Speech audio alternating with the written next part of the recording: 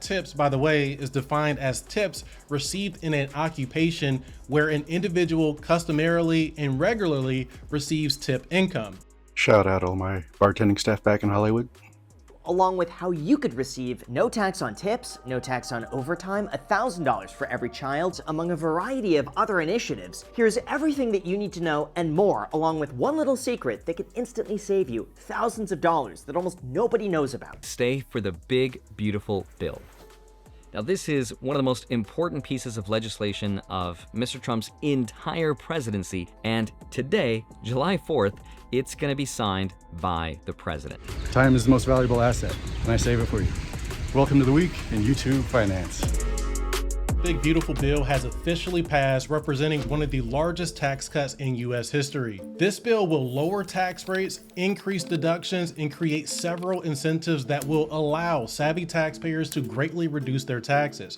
But there is a lot of confusion about what exactly has passed at this point, leaving many people wondering how this new bill will affect their wallets at the end of the day, or what they can do to benefit from this bill. So in this video, I'm going to give you a simple, straightforward, and no nonsense explanation of what to expect from this as a practicing CPA that helps people use the tax code to reduce their taxes every day at mycpacoach.com. If that sounds good to you, please hit the like button below, comment your thoughts as we go through this, and let's go ahead and dive in.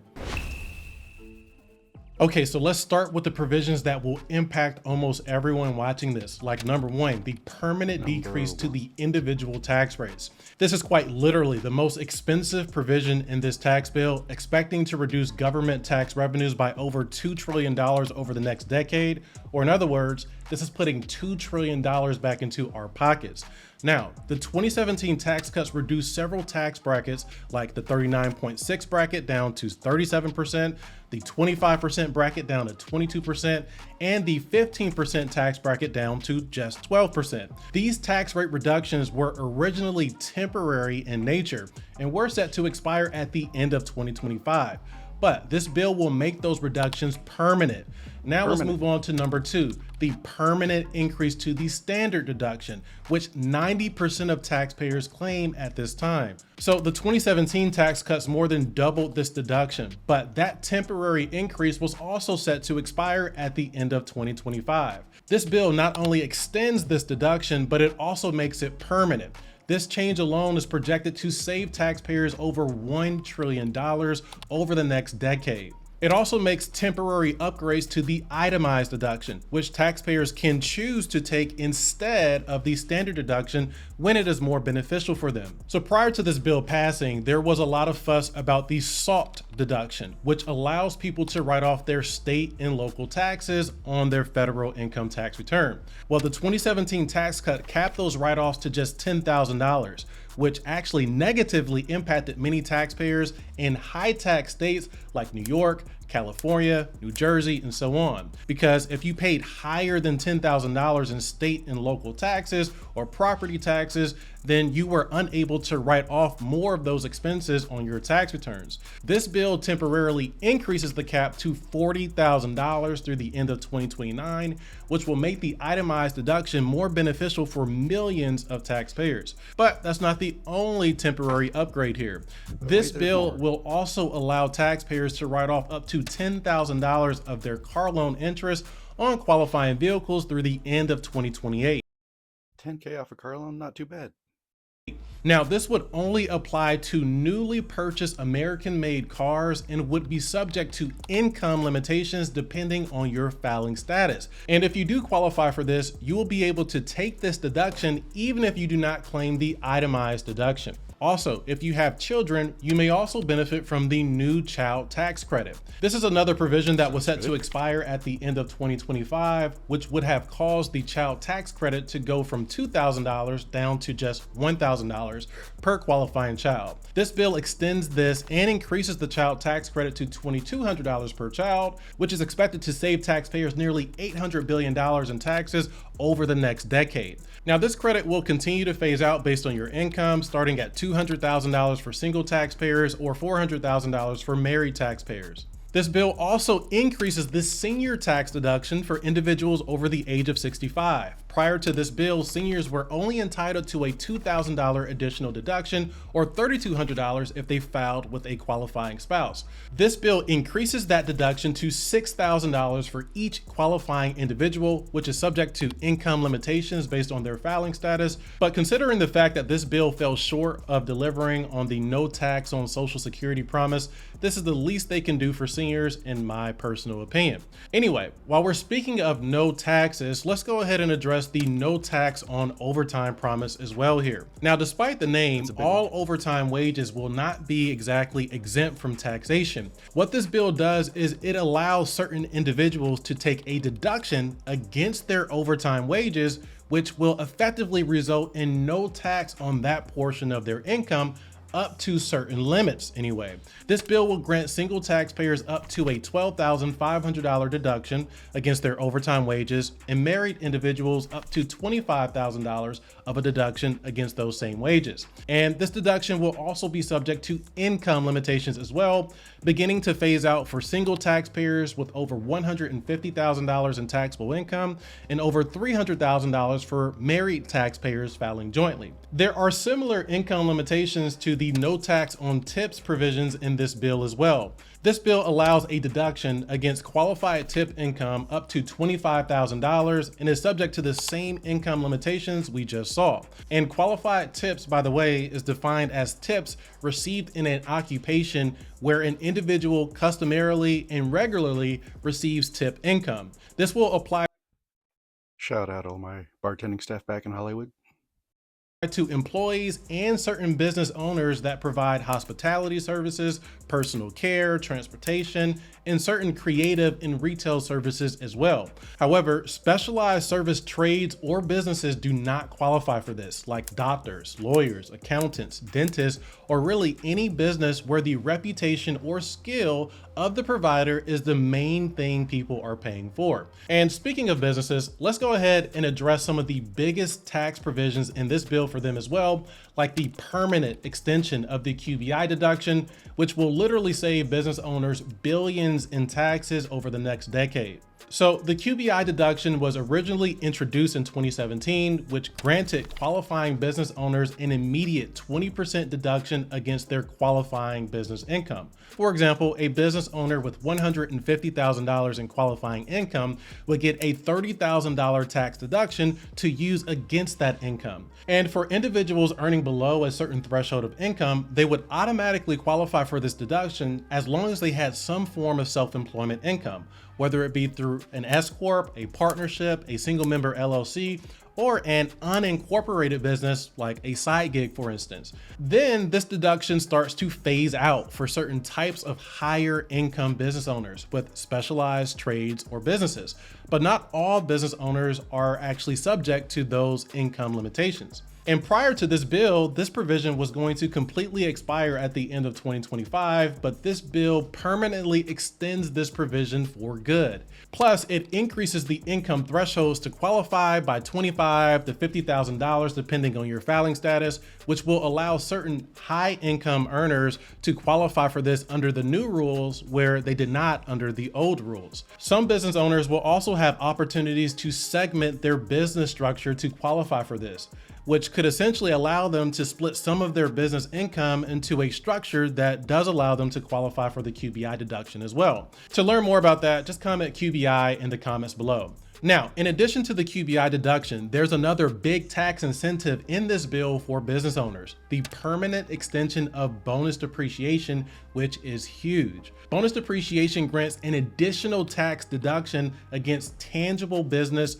or investment property, like vehicles, machinery, equipment, furniture, fixtures, tools, and even things like aircrafts and yachts. Prior to this bill passing, this deduction was limited to just 40% in 2025, but this bill increases this rate back up to 100% for all qualified purchases made after January 19th of 2025. This will allow many business owners and investors to make strategic purchases that may help them earn more income while reducing their taxes at the same exact time. At our firm, we have helped our clients use bonus depreciation rules to offset their taxes when buying businesses, certain parts of real estate, or vehicles they need to operate their trade or business. Now, these are just some of the major changes for business owners, but this bill will also permanently extend 100% R&D expensing as well, which will virtually allow any business that is developing or improving upon any product, process, technique,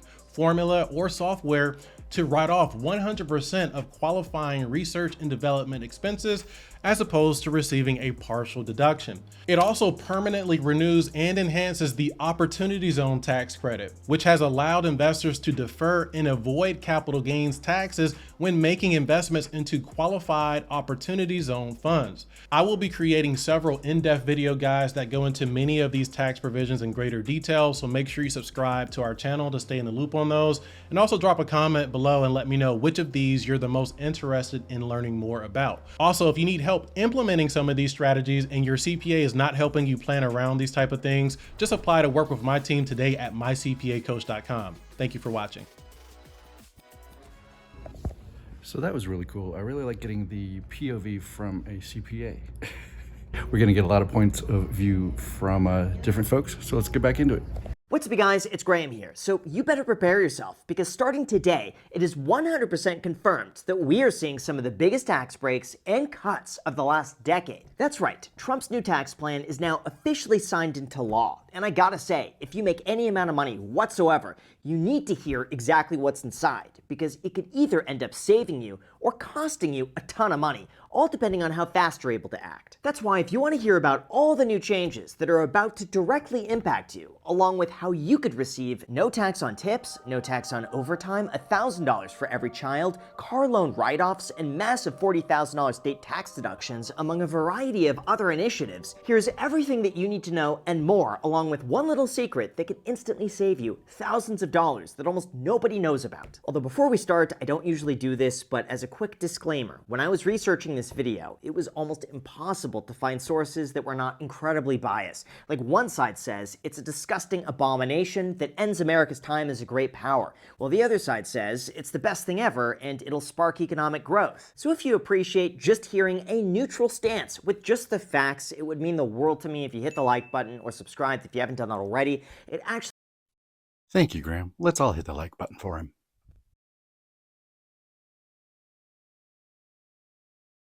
makes a huge difference, and it helps me more than you could imagine. And as a thank you for doing that, here's a picture of a blue tang. So thanks so much, and also big thank you to Helium Mobile for sponsoring this video, but more on that later. All right, so to start, let's just get right into it. For those unaware, back in 2017, Donald Trump passed what's called the Tax Cuts and Jobs Act, which lowered taxes for practically everybody across the board. It reduced corporate income taxes from 35% down to 21%, and it gave some pretty substantial write-offs for nearly anyone who is self-employed. However, those were scheduled to expire at the end of this year if nothing was done. Except, as I'm sure you've seen, something is done, and now we have a brand new tax plan that's going to take place through 2030 and beyond. So here's what's inside. First, let's start with one of the most popular items, and that would be no tax on tips. This one was a huge part of Trump's campaign promise, and believe it or not, he was actually able to push it through, although with a few slight variations. Like, as much as people would love for this to be permanent, the no tax on tips clause is only applicable from 2025 through 2028, up to a maximum of $25,000.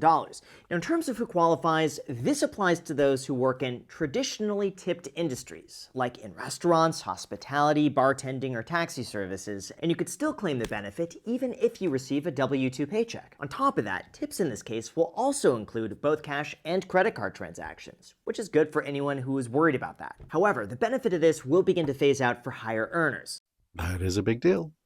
So if you make over $150,000 single or $300,000 married, you're not going to be eligible for the full benefit, and it's unclear about whether or not this is going to be available after 2028, kind of like the next one, which is going to be no tax on overtime. Here's the deal. If you work overtime, as in more than 40 hours in a week, that overtime pay could now be deducted against your total income, thereby reducing your taxes by that exact same amount. Separate from that, it's also important to clarify that the tax-exempt status only refers to the overtime pay portion of your paycheck and not the entire amount. So if you normally make $20 an hour, but with overtime you make $30, that extra $10 would be considered the tax-free portion and not the entire amount, if that makes sense. Now, in terms of who's eligible, this does phase out if you make more than $150,000 single or $300,000 married, and there are limits to how much you're able to deduct, which is capped at $12,500 to $25,000 respectively. Of course, critics are quick to point out that only 8% of hourly and 4% of salary workers receive or are eligible for overtime pay, so this only applies to a very small subset of workers.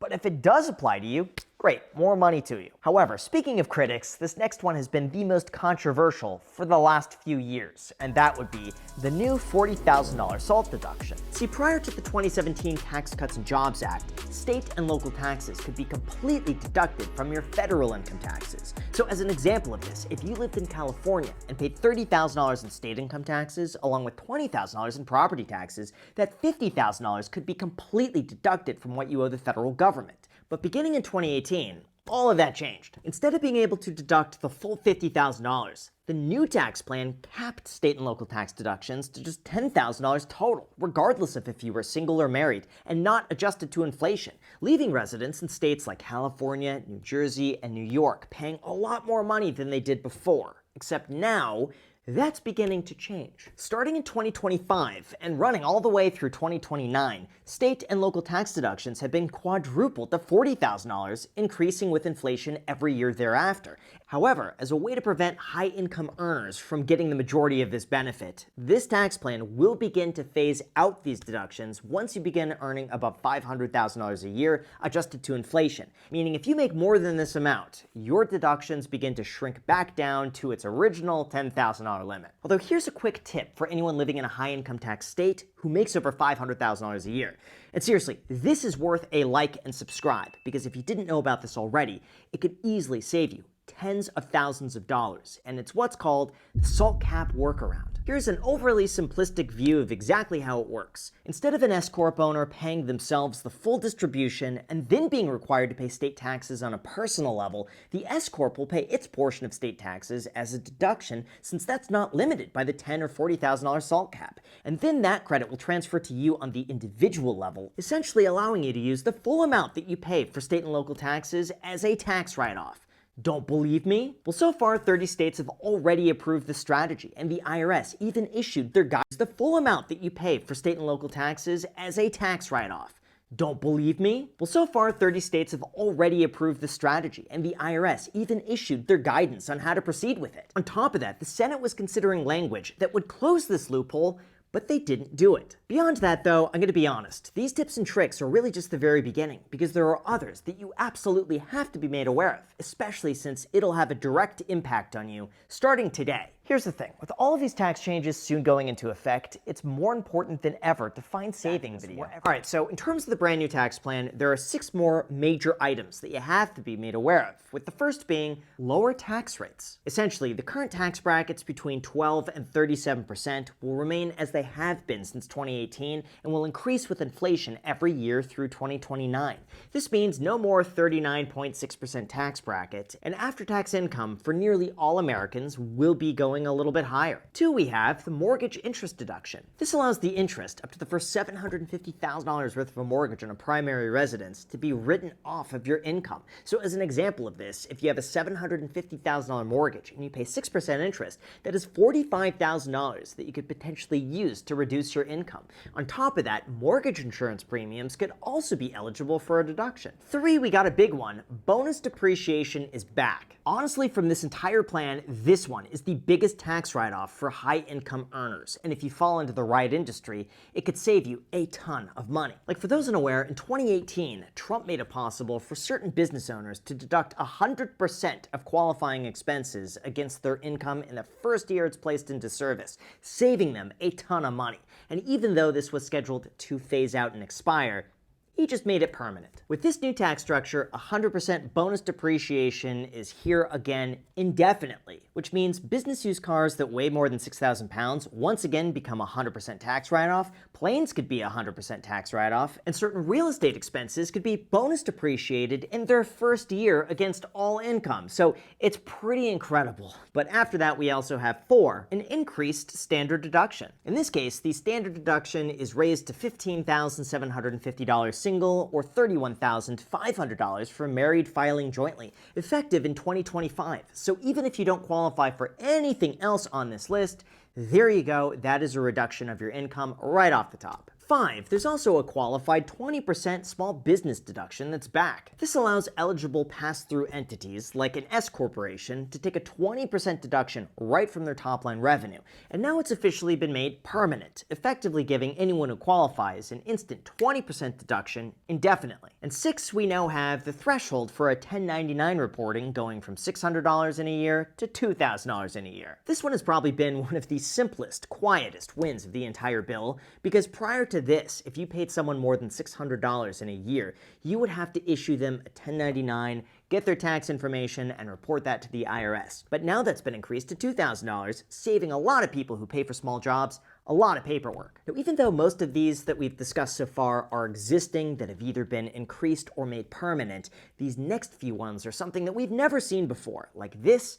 deducting interest on personal car loans. Here's just something to consider. As of right now, the average car payment in the United States is $742 a month at an average interest rate of 6.35% with an average loan size of $41,572. Typically, the interest you pay in something like this is not tax deductible unless it's used as a business expense, but now, congratulations, it can be. Starting this year and through 2028, you could now deduct the interest payments on personal use car loans up to $10,000 a year on top of the standard deduction if the car is manufactured in the United States. In terms of who qualifies for this deduction is available for those who earn up to $100,000 a year single or $200,000 a year married, and then begins to phase out by $200 by every $1,000 you make above that amount. So if you earn over $150,000 to $300,000 single or married, you don't get this. Although speaking of cars, there is one aspect of this bill that's getting a lot of negative attention, and that would be the elimination of the $7,500 EV tax credit. For those unaware, over the last few years, electric vehicles would qualify for a $7,500 tax credit if you make under $150,000 single or $300,000 a year married. This meant that if you owed $7,500 or more in federal income taxes,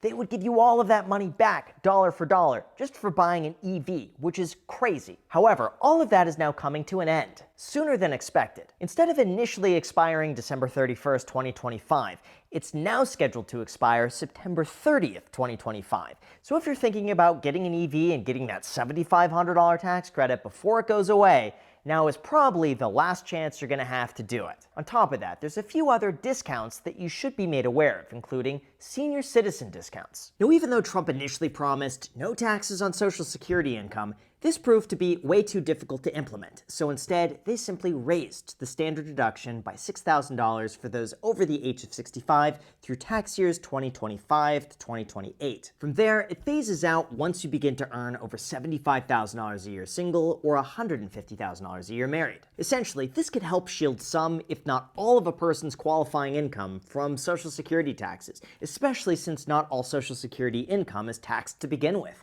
So yes, some people get a huge benefit, while others get absolutely nothing from this if they make too much money. Although there is one more that we have to talk about, and that would be the brand new $1,000 Trump account. With this, eligible children born 2025 through 8 will receive a $1,000 credit funded by the US government into an account that could then be invested. The goal here is that with compound interest, the $1,000 would grow to a significant amount in the future that could then be used towards qualifying expenses, like a first-time home purchase, higher education, or startup expenses. And if you don't use any of that money towards qualifying expenses, then eventually it's going to be cashed out and you'll pay taxes on it as though it's ordinary income. On top of that, parents would also be able to contribute up to $5,000 a year for kids under the age of 18, essentially giving their children a huge head start when you account for the compound interest growth. However, if parents really just wanted to do this, they could already go and create an investment account for their children, who would then pay 0% taxes depending on their tax bracket. So to me, this one is a bit repetitive, but then again, $1,000 $1,000 is $1,000. Although in terms of the impact that this tax plan is going to have over the next 10 years, keep in mind it's not all sunshine and rainbows, and it's going to cost a significant amount of money, like $2.9 trillion. Here's the thing, I always like to remain neutral in my videos and show the perspectives of both sides so that way you could come to your own opinion. But when it really comes down to the cost, there's just no way around it. This is going to be adding to the national debt. Now, proponents of this say that extra spending will help boost the economy, and a little more debt in the big picture isn't that big of a deal. But critics argue that a $2.9 trillion spending spree is ridiculous and only hurts future generations, especially when it's estimated to also reduce federal tax revenue by $4.5 trillion during that same time. On top of that, some other people have reported that this tax plan is going to cost the bottom 20% of taxpayers $560 a year, while the top 20% get a boost of more than $6,000 a year. Although when you really look at this one and notice, it costs the bottom 20% of taxpayers $560 a year, while the top 20% get a boost of more than $6,000 a year. Although when you really look at this one and notice that the top 50% of taxpayers pay 97% of all income taxes, it makes sense that overall the top earners would see the biggest benefits since they pay the vast majority of all income taxes the US receives. Separate from that, there's also been a lot of criticism that this bill would reduce Medicaid benefits by mandating work requirements, which might result in people losing coverage. Supporters of this say that it simply encourages able-bodied adults to go and work while cracking down on abuse. But others argue it hurts low-income, vulnerable families who struggle with unstable employment. There was also a very unusual amendment that was included last minute that caps gambling losses at 90%. Meaning, if you gambled $10,000, lost all $10,000, and then won $10,000 back, you could only deduct 90% of your loss, effectively making it so that you have to pay taxes on $1,000 worth of a gain that you didn't actually make. Or I guess put more simply, gamblers are now going to have to pay a 10% tax on their losses, which makes absolutely no sense to me. Seems like a money grab, but what do I know? Overall, though, this is quite a divisive bill. Some people think there are too many cuts, too few cuts, too much spending, too little spending. There's no winning. But if you appreciate the face value information just for what it is on the surface and how it impacts you, like I said, it would mean the world to me if you hit the like button or subscribe if you haven't done that already. This video took me more than you could imagine to put together, so again, that's all I ask for. Thank you so much, and until next time. Just want to be sure and reiterate those points, so check this out. Here's those 6 major points. Go ahead and screen grab it if you need them. And next up, Mr. Chick. Hi, my name is Andre Jick. Hope you're doing well. Come for the finance and stay for the big, beautiful bill. Now, this is one of the most important pieces of legislation of Mr. Trump's entire presidency, and it just passed both the House and the Senate, and today, July 4th, it's going to be signed by the president. And this new law will have major changes to things like taxes, healthcare, student loans, energy, retirement accounts like the Roth IRA, and the entire economy. Now, there's a lot of confusions about it. It's controversial, it's big, and it affects almost everyone. So in today's video, I'm going to break down the bill by explaining the big changes that affect almost everyone. And as I get closer to the end of the video, I'll sort of expand into the wider economy and how this will have huge effects for investors. First, there's no federal taxes on tip income and overtime pay, at least up to a certain amount. Now you can pause the video and look at this yourself, but remember the Trump tax cuts from 2017? They were originally set to expire at the end of this year. But with this bill, they're now going to be permanent.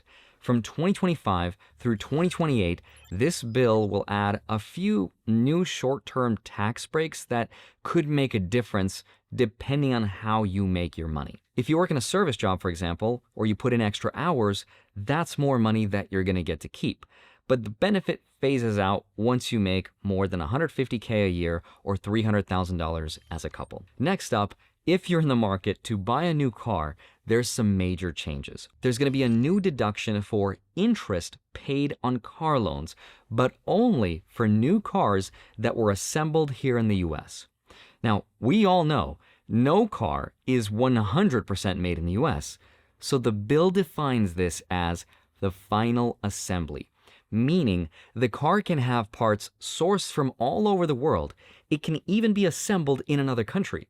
but as long as the final assembly is here in the US, it will qualify for that deduction. And the deduction is up to $10,000 per year. And that sounds like a nice win, and it is, but according to analysts, the actual savings work out to less than $500 per year for most people. So it's definitely helpful, but it's not going to be life-changing. But now let's talk about student loans. The way this bill is trying to help students is not by pardoning the debt. Instead, it's trying to help by controlling it. And that's because the big beautiful bill puts new caps on how much students can borrow. $100,000 for graduate students and $200,000 for medical and law students. Now, the official reason behind why these changes are in place is to control what lawmakers are calling unlimited and unsustainable borrowing. Because right now, under something called the Graduate Plus Loan Program, there's technically no cap on how much students can borrow to go to school as long as the school certifies the cost, which of course they love to do. The government will lend for it. And that's led to some pretty eye-popping student loan levels, and this is a way to control that spending. And I actually really like this idea. Now, if you have kids, here's another important change. The child tax credit is getting a small bump from $2,000 per child to $2,200. And starting in 2026, it'll adjust for inflation each year by about 2 to 3% or so. It's not as much as the House originally wanted, which was $2,500, but it's still an increase. But there's also one catch. Not every family qualifies for the full amount. If you're a low-income family, the credit doesn't just show up.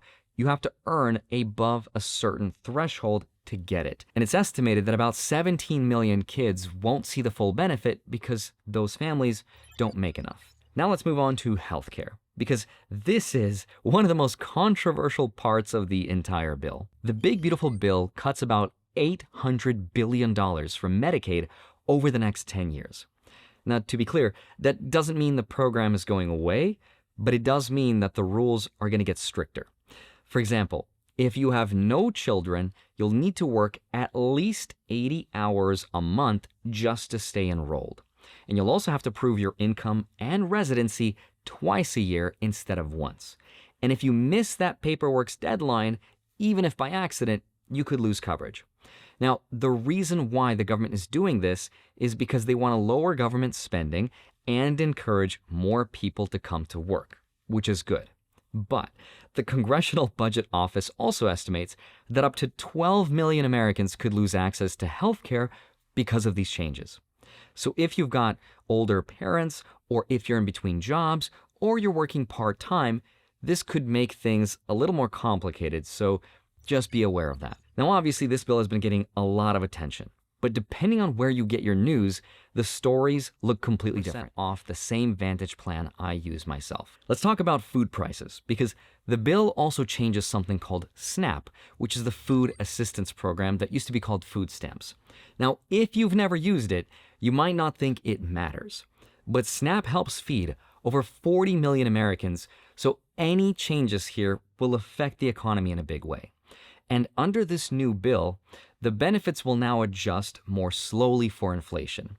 Just like Medicaid, there's now going to be a work requirement. If you're an adult between 18 and 55 and you have no children, you'll need to work at least 80 hours a month to qualify. Now, critics argue that this could kick millions of people off the program, but supporters say it's about encouraging people to find work and be less reliant on the system for support. Now let's talk about energy. If you've noticed your utility bill going up lately, you're probably not alone. And this bill is going to have a lot to do with it, because the bill shifts a lot of money away from the green energy programs and puts it into oil, gas, and nuclear power.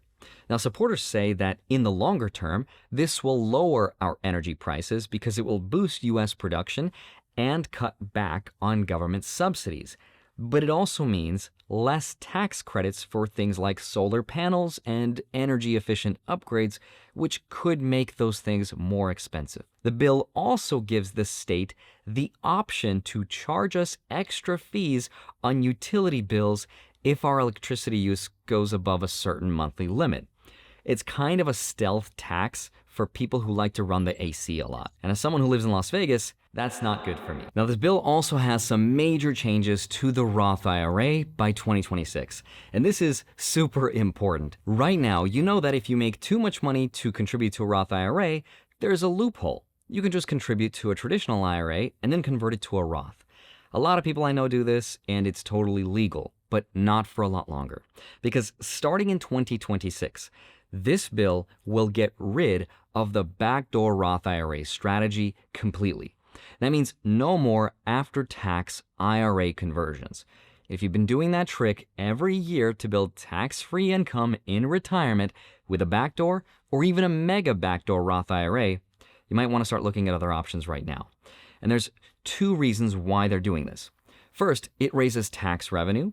And second, lawmakers say that this loophole mainly benefits wealthy people and wasn't really what Roth IRAs were intended for in the first place. But the government hopes instead you're going to use a new retirement account to replace the Roth IRA. And that's something called the Trump Retirement and Savings Accounts, or TRSAs. These are basically a new kind of tax-advantaged savings account, or basket as some people like to call it, and it's designed to replace Roth IRAs over time.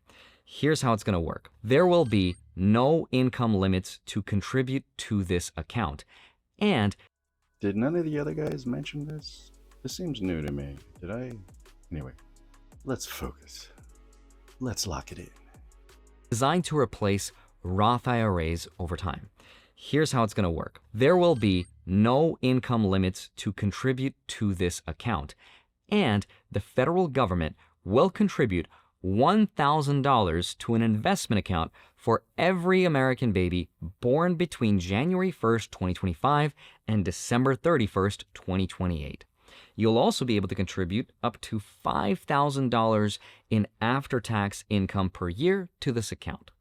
And the catch is that the money can only be invested in index funds that track the overall U.S. stock market, which is pretty awesome. They're trying to encourage people to invest in the U.S. economy, and a $1,000 investment, for example, at the time of your birth, at an average yearly return of 8%, would turn into about $4,000 by the time you turn 18. It'll turn into more than $10,000 by the age of 30, and over $148,000 by age 65. Now, you've also probably heard that this bill will help the rich, and here's how it's going to do that. If someone makes over $1 million a year, this bill will give them an average 3% boost in after-tax income, which works out to about $75,000 in savings per year, according to the Tax Policy Center. And there's a few ways that's going to happen. The SALT deduction cap, which goes up, the limit is on screen, and there's also some changes to itemized charitable deductions, with wealthier households seeing slightly reduced benefits, while middle-income earners can now claim up to $2,000 in charitable deductions without itemizing at all. Now, there's a lot more to this bill that I left out. There's hundreds and hundreds of pages to this, but I think the bigger question is, how are we going to actually pay for this? This bill is extremely expensive. According to the Congressional Budget Office, the Big Beautiful Bill is projected to add over $3 trillion to the national deficit over the next 10 years. In fact, most of the bill is going to be paid for by borrowing more money. Now, if you're wondering, isn't this going to cause inflation?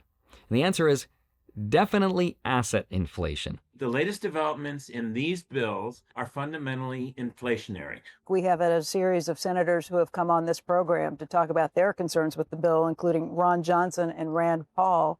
Because when the government runs bigger and bigger deficits, especially in a high interest rate environment like we're in right now, it either has to raise taxes, which we won't do, cut government spending, which we just had the biggest opportunity of my lifetime to do, and we didn't, let the system fail, which of course we won't either, or borrow more money, print our way out of this. We know the answer because we've been doing it for as long as the Federal Reserve has been around. And more money printing means nothing stops this train. The rich will get richer, and the people without assets will most likely be left behind. This also kind of sets up the president and his family to really benefit from owning hard assets, especially assets like Bitcoin, because hard assets will go up much more in the long term as a result of all of this. I did an entire video about this. I'm sure I'll do one in the future. There's obviously a lot more changes to this bill that I probably missed. These are just my initial reactions and impressions, and they're the ones that stood out the most to me. And if you've made it this far, I'd love to hear your thoughts on what you think about all of this. In the meantime, I hope you have a wonderful rest of your day. Smash the like button, subscribe if you haven't already. I'd love to see you back here next week. I'll see you soon. Bye-bye. There we go with 3 views from 3 different folks. We've got a CPA, Mr. Graham, Mr. Jake. How does that all add up for you? Well, thank you so much for being here. I'll see you next Sunday. Cheers.